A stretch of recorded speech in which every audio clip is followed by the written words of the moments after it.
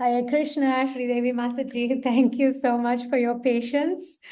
And let's welcome Sridevi Mataji, who is a resident of Sridhar Mayapur for over 2 years now, based on the instruction of her Guru Maharaj, His Holiness Chandramauli Swami, from whom she took initiation in 2006 in Chicago. And Mataji also is a double doctorate. She has a MD in pediatrics, and she has a PhD in marriage and family therapy. So please give us your wisdom, your experience based on your professional life in Krishna consciousness of helping devotees emotionally, and what are the benefits of helping devotees emotionally, being there for them, and what are the consequences of neglecting the emotional health. And yeah, in general, what is your observation in this regard? Thank you, Sri Radha Govinda, for having me over on this talk show. It is a very important subject you have touched on.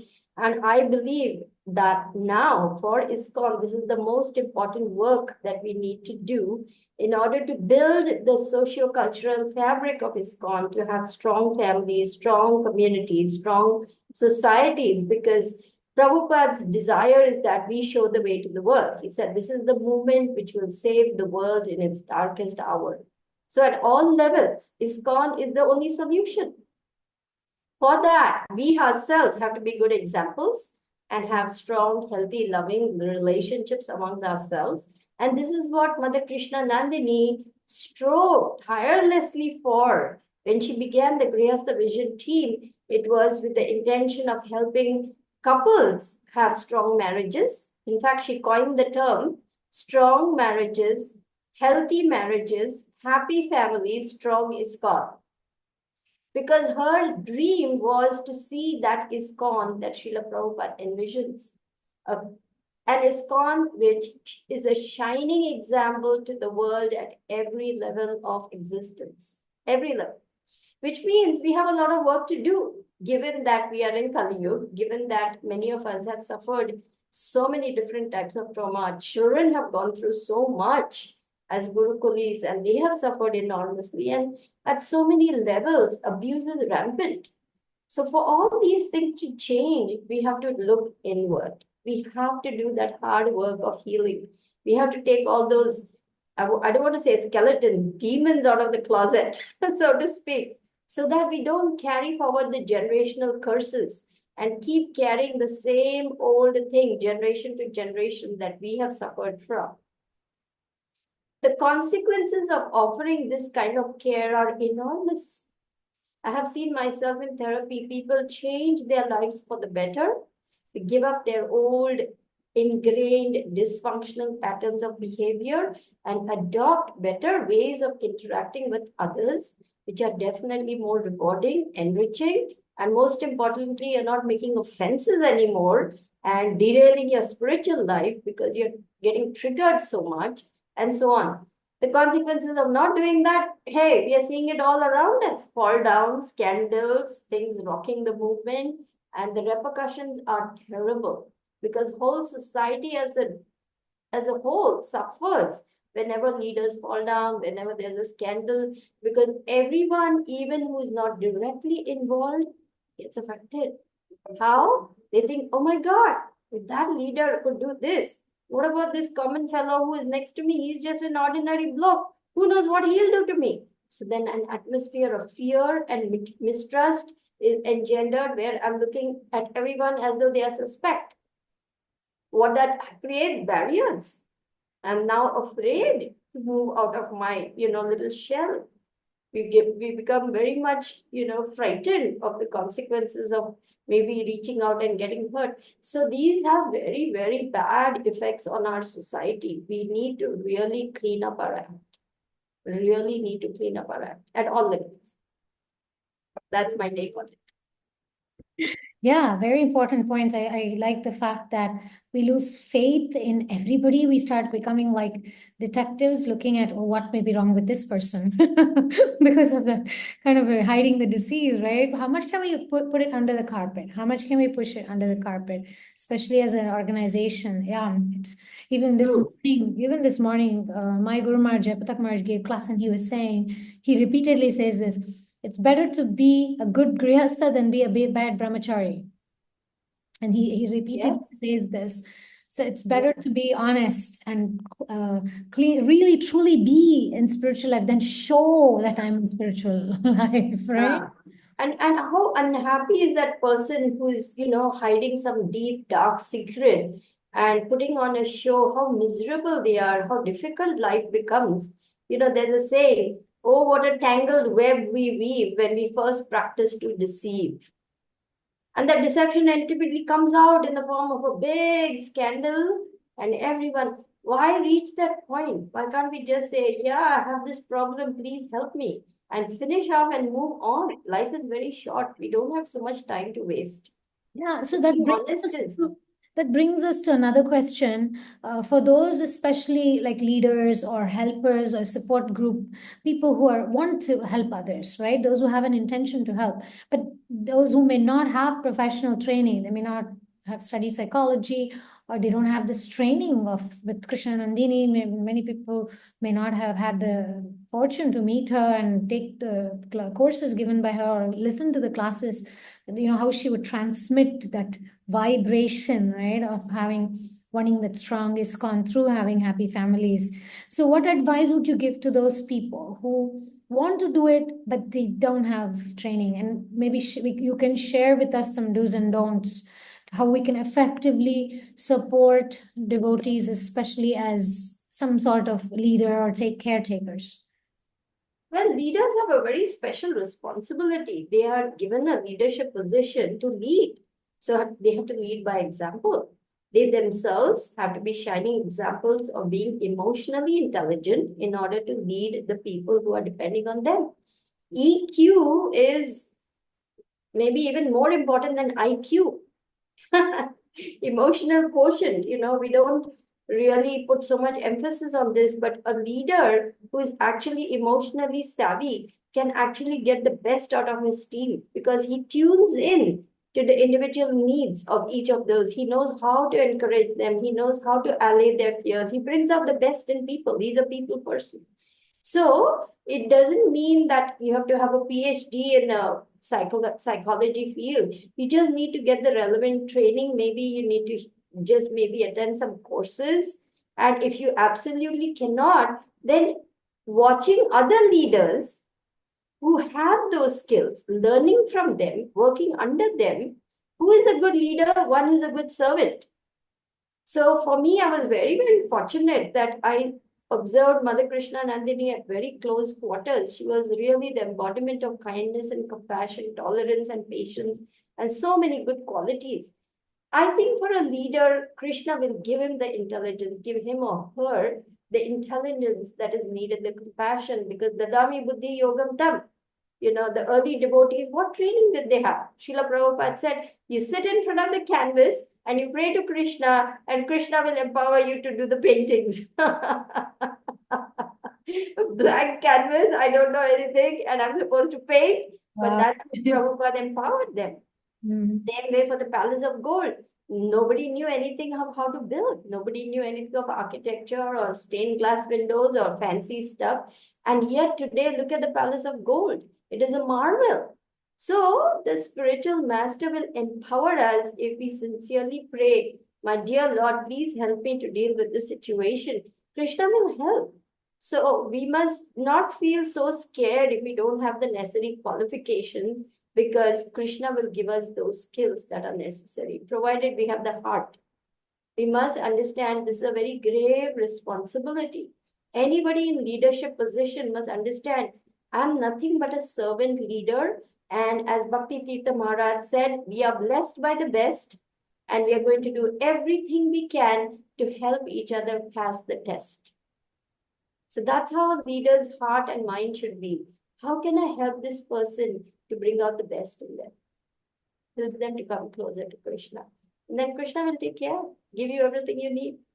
What a amazing, beautiful quote, right? We are blessed by the best. It's so true. Blessed with ISKCON, Srila Prabhupada, the gurus. We just have to take care of it. So, Prabhu, I have another question. Mataji, I have another question. Talking about Prabhu Mataji, the battle that is in ISKCON, right? There is a lot of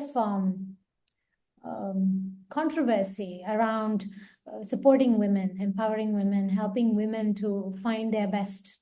And based on your personal experience, based on your professional experience with clients, do you have something to say about individually, how do we handle this? And also as a society, what are the impacts of this kind of discrimination? And what did Srila Prabhupada say on this topic, according to your understanding?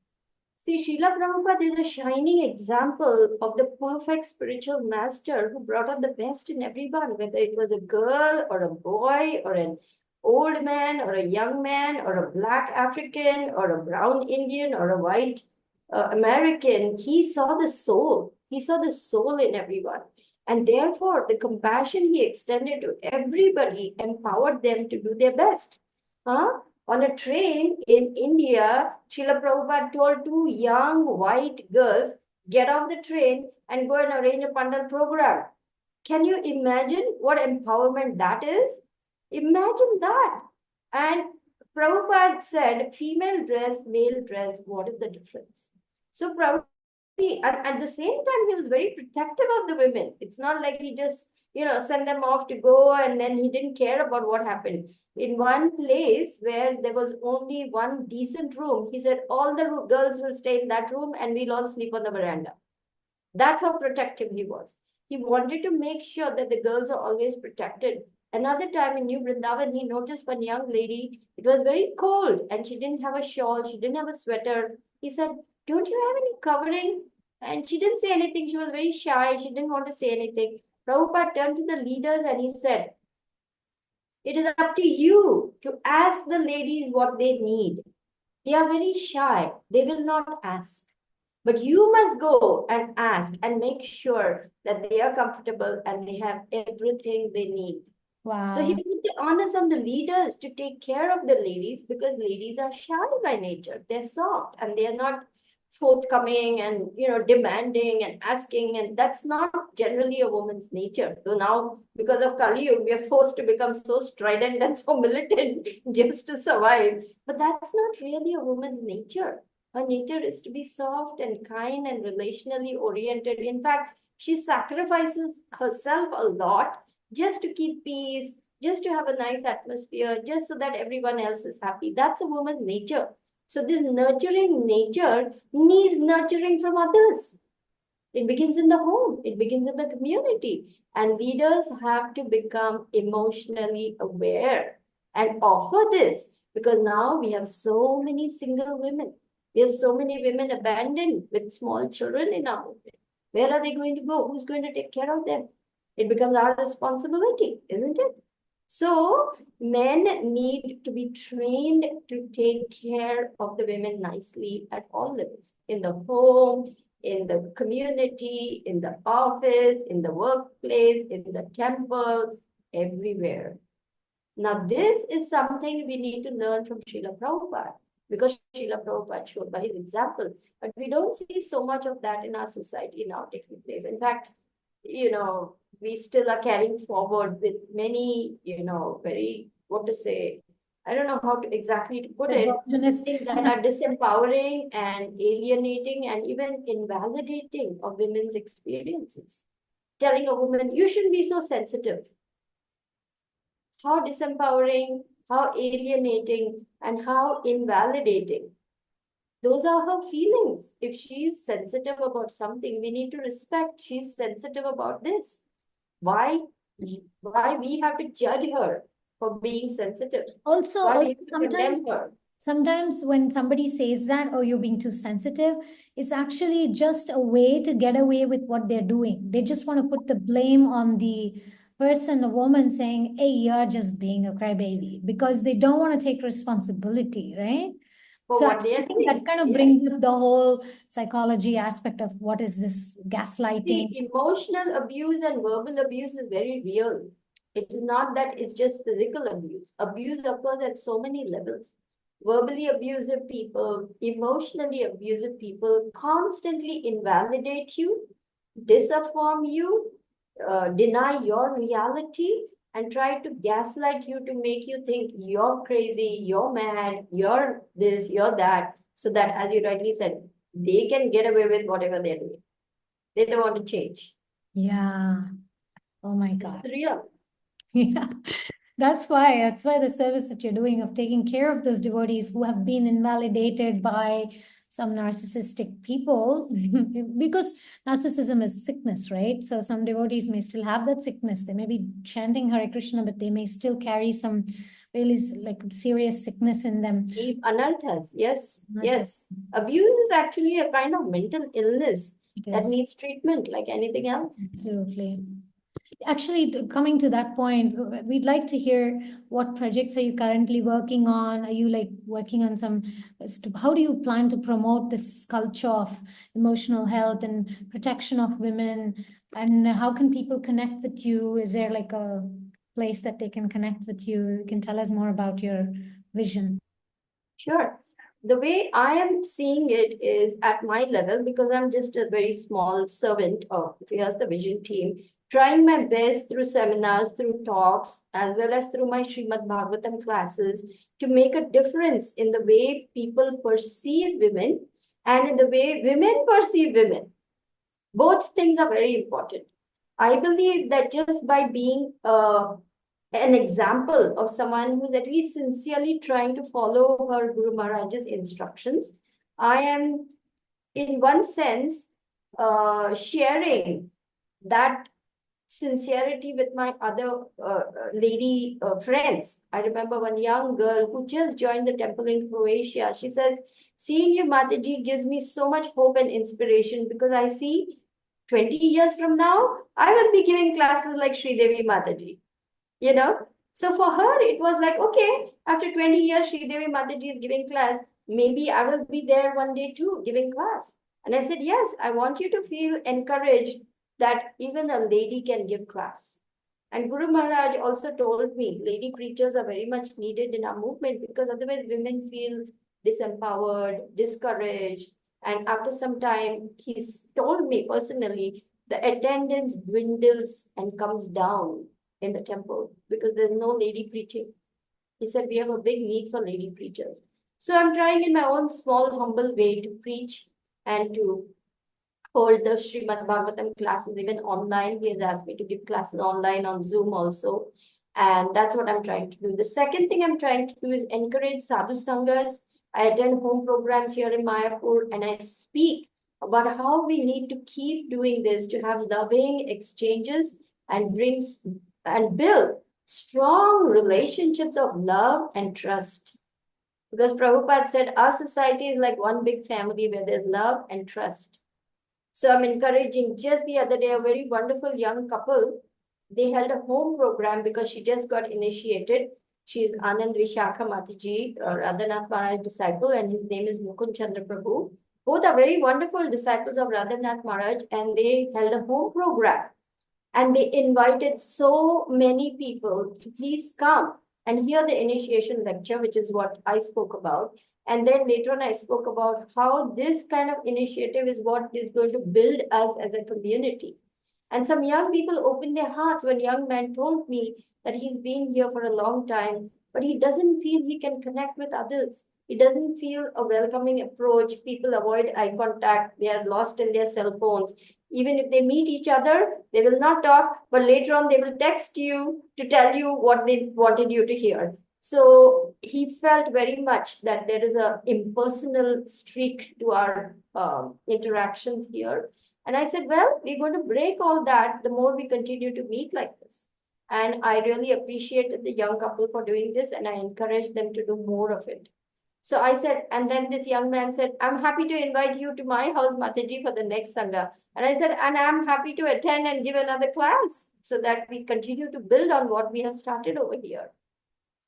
The third thing I want to do is actually raise emotional awareness by talking about emotional health, by holding seminars where I speak on different aspects of what may have happened or traumatized us, maybe not even in this lifetime, maybe previous lifetimes, the anarthas that are blocking us from making progress and which need healing, which need to be addressed so that we become whole and healed and happy and healthy. And then we can extend ourselves in love to others. If I'm still triggered, if I'm still, hurting, I'm going to hurt others.